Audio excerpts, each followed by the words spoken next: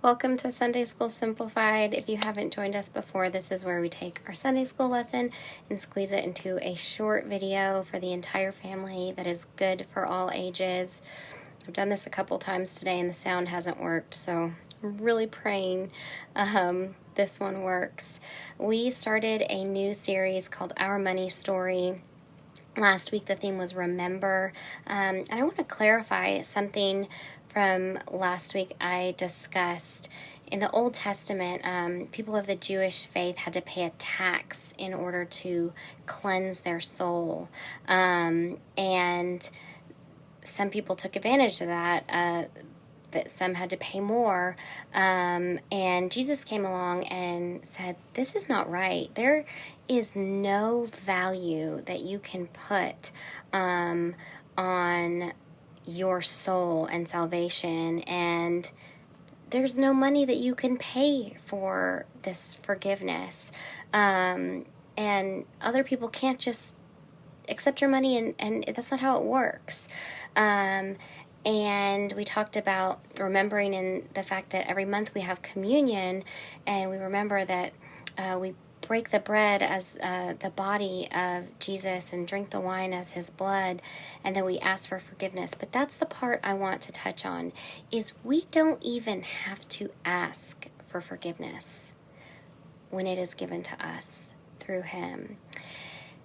And last week I gave the kids a gold coin, and I asked them to hold on to it, and I knew before I asked that most, if not all of them, probably wouldn't be able to do this, but I asked them to bring it back this week.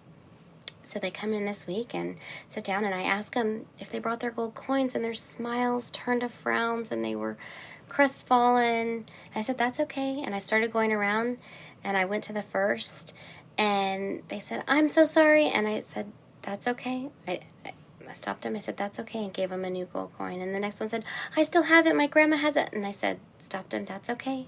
And I gave him a new one. And by the time I went around giving everyone new coins, I asked him to do the same, bring it back for next week. But I said, this is like God's love. No explanation needed. I don't need you to apologize to me in order for me to give you another coin. We are forgiven before we even know to ask forgiveness of ourselves. Sometimes that takes the longest, right? That is the beauty and the grace of God's love, that it is undeserved.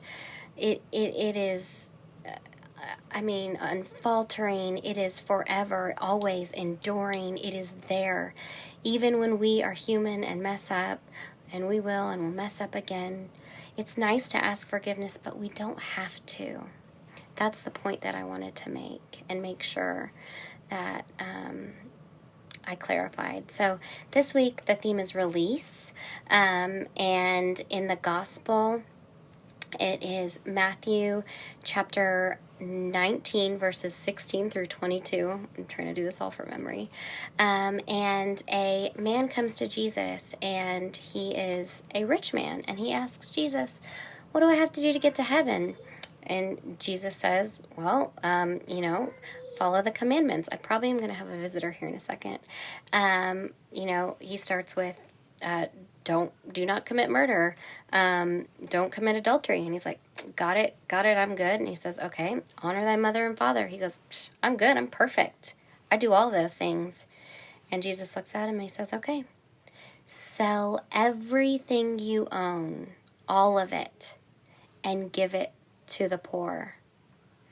I dropped my coin. Without even hesitating, without contest, protest, not a word, the man turns around and walks away, because he knows he can't. And let me clarify, when I say he cannot do this, he is unwilling to give up his wealth, his earthly possessions, to those less fortunate to go to heaven.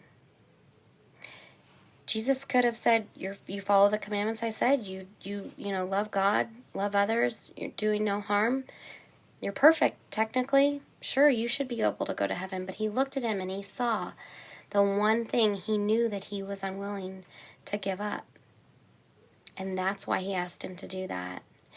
even though he already knew he wouldn't be able to do it. Turned around and walked away without question. He didn't even say just a little bit because he knew.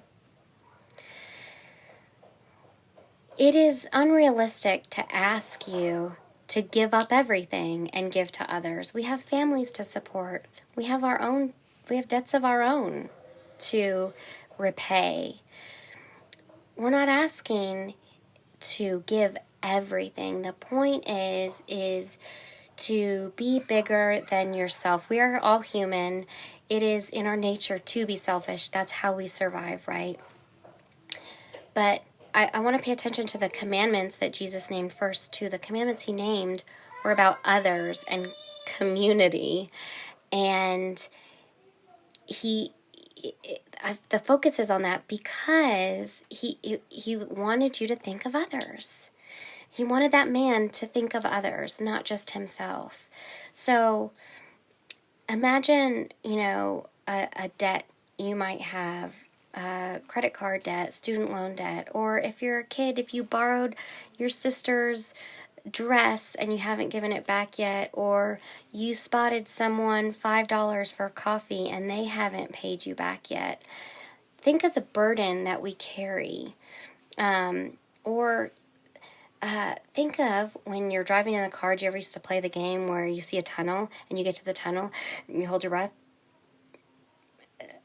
and the lights start to go and your body starts to tingle and your chest is starting to hurt and the light's coming at the end of the tunnel and you relax and the twinkling stars fade and the blood's rushing back and the air is filling your lungs. Relief, right? Relief when you release.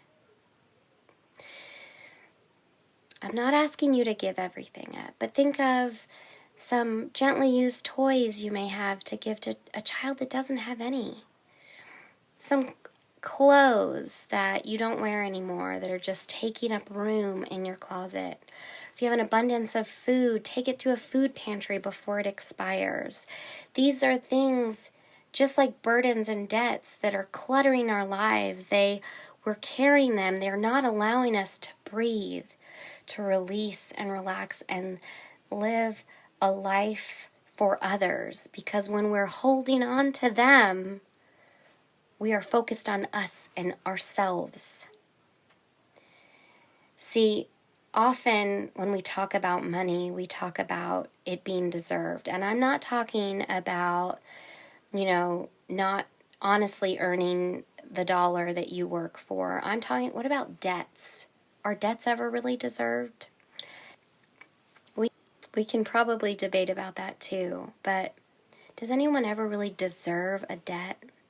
In the Old Testament, they talk about how they wipe debts clean every 7 years so that the rich wouldn't get too rich and the poor wouldn't become enslaved by their debt. Have you ever had a debt that feels like shackles? Like you're tied to? Man, I hope I can get through this video and it saves. Have you ever had a debt that feels like chains? I have. My challenge to you this week is twofold, that you can find something to release this week that is cluttering your life, that is a burden, that is keeping you from living not just for yourself but for others. And that if someone owes a debt to you, to release them of that debt. Imagine the relief you feel, or you would feel if you were released from a debt. And it's not just monetary or possession or material. Maybe an apology that you're waiting to get from someone that you're not even sure if they're going to give it to them because maybe they don't even know they hurt you. See, especially in that case, it's not hurting them, but I guarantee you it's a burden on you. See what it does if you release someone else of a debt. If you see the relief it gives them or just the relief that it could give you. I sure hope this video saves. I think I missed a couple things, but have a blessed, safe, healthy week, and may you be released and have the honor of releasing someone else this week. That's Sunday School Simplified. Have a great day.